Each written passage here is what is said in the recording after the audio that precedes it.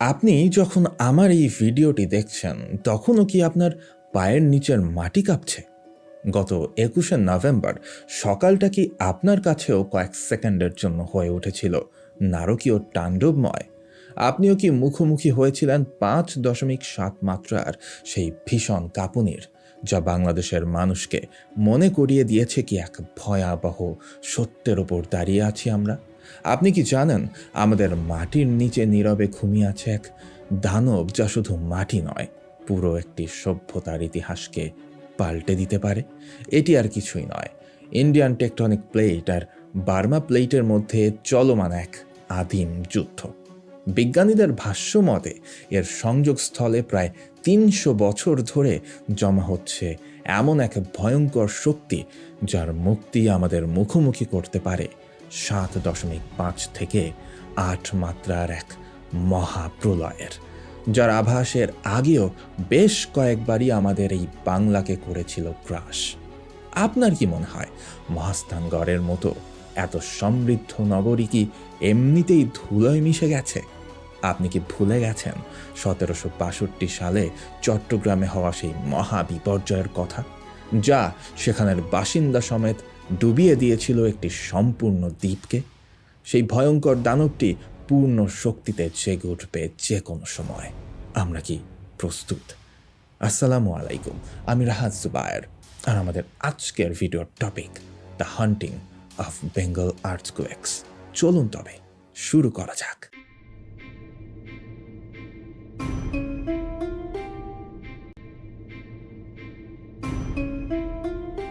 ১৭৬২ সালের ২রা এপ্রিল প্রলয়ঙ্কারী এক ভূমিকম্পে কেঁপে ওঠে চট্টগ্রাম। বাংলার ইতিহাসের অন্যতম বড় ভূমিকম্প এটি। প্রায় ৪ মিনিট স্থায়ী এই ভূমিকম্প যখন হচ্ছিল, তখন নাকি কামান দাগার মতোই ১৫টি বিকট গর্জন শোনা গিয়েছিল। চট্টগ্রাম থেকে আরাকান ও তার আশেপাশের অঞ্চলে ব্যাপক ধ্বংসযজ্ঞ চালানো এই ভূমিকম্পটির প্রভাবে পরবর্তীতে ব্রহ্মপুত্র সহ বেশ কয়েকটি নদীর গতিপথ পরিবর্তন হয়ে যায়। তৈরি হয় এক নতুন নদী, যমুনা। তৎকালীন সময় চট্টগ্রামে অবস্থানরত ব্রিটিশ ইস্ট ইন্ডিয়া কোম্পানির কর্মকর্তা মিস্টার এডওয়ার্ড গালস্টন, গভর্নর হ্যারি ভেরেলস্ট সহ আরও বেশ কয়েকজনের লেখা চিঠি ও নথিপত্রের মাধ্যমে সেই ভয়ঙ্কর ভূমিকম্পের ভয়ানক দৃশ্যের বর্ণনা পাওয়া যায়। তাদের দেওয়া তথ্য মতে ২রা এপ্রিল বিকেল ৫টায় প্রথম কম্পন অনুভূত হয়। প্রায় ৪ মিনিট ধরে চলা এই কম্পনের ধাক্কায় ফ্যাক্টরি ও ইটের তৈরি সকল দালান ধ্বংস হয়ে গিয়েছিল। স্থানীয় কয়েক বাঙালি প্রচণ্ড ভয়ে মাটিতে পড়ে সেখানেই নাকি মৃত্যুবরণ করে।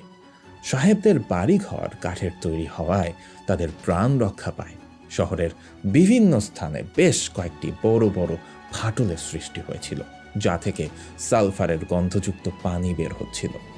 ভূমিকম্প শুরুর কয়েক মুহূর্তের মধ্যেই আশেপাশের নদী নালা ও খাল থেকে জলোচ্ছ্বাসের মতো পানি এসে শহরকে ডুবিয়ে দিচ্ছিল। শিকলবাহা ও ইছামতি নদীর স্রোত থেমে গিয়েছিল, ফলে বেশ কয়েকটি পণ্যবাহী জাহাজ ও নৌকা আটকে পড়েছিল।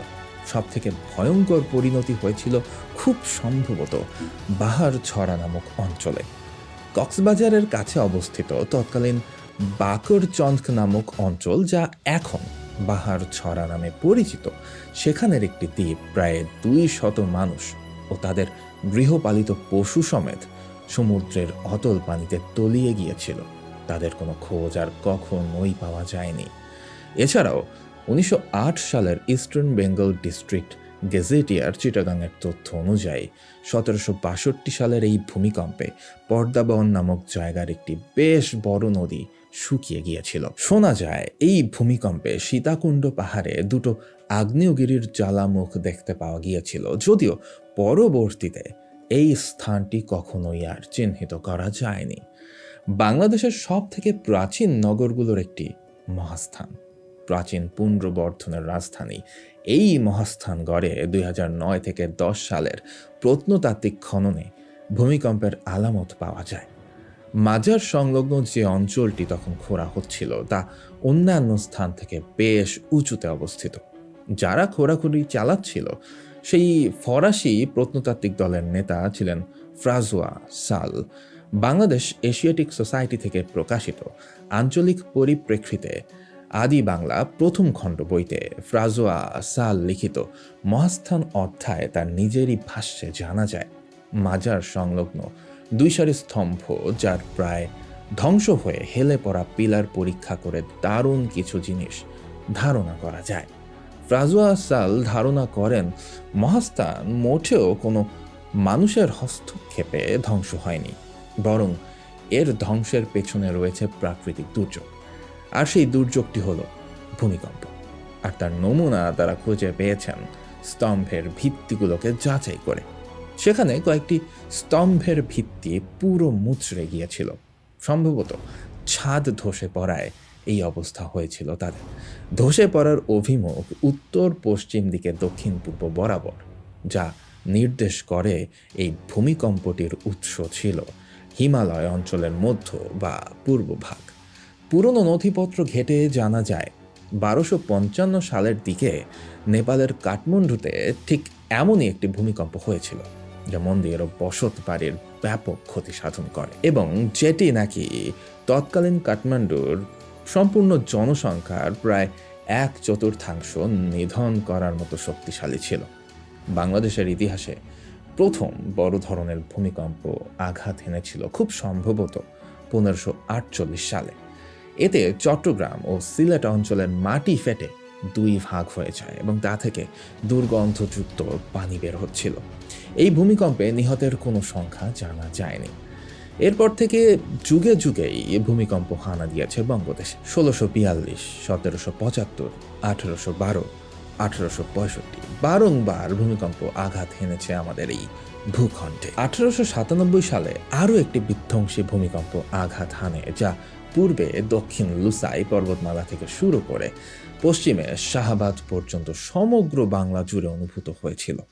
রিক্টার স্কেলে যার মাত্রা পরবর্তীতে ধারণা করা হয় প্রায় 8। 1923 সালের বেঙ্গল ডিস্ট্রিক্ট গেজেটিয়ার পাবনায় বর্ণিত তথ্য অনুযায়ী এই ভূমিকম্পে সিরাজগঞ্জে উপবিভাগীয় অফিসের ওপরের তলা, কারাগার, ডাকঘর সহ নানান স্থাপনা ধ্বংস হয়ে যায়। অ্যান্ড্রিউ উল অ্যান্ড কোংয়ের পাটের ব্যাগের ফ্যাক্টরি এমনভাবে ধ্বংস হয় যে তারা তাদের ব্যবসায় গুটিয়ে নিতে বাধ্য হয়। জায়গা ভেদে এই ভূমিকম্প 6 সেকেন্ড থেকে 5 মিনিট পর্যন্ত স্থায়ী হয়েছিল। আর চট্টগ্রামে স্থায়ী ছিল সবচেয়ে বেশি সময় ধরে।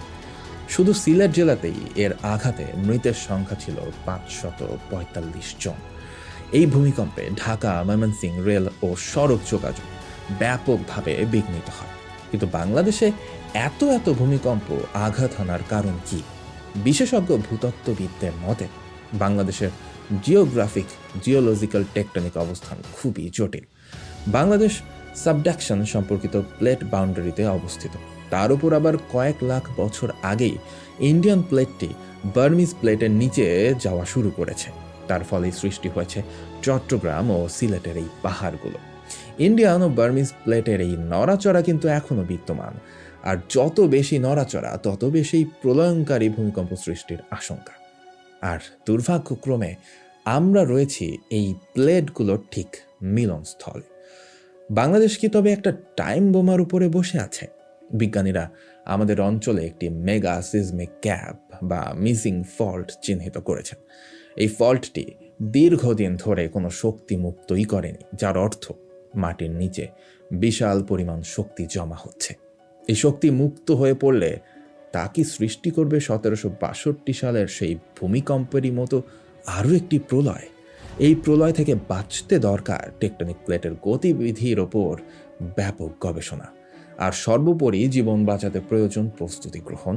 আর বিশেষত ভূমিকম্পের সময় কি কি পদক্ষেপ গ্রহণ করবেন তা জেনে রাখা অত্যন্ত প্রয়োজন।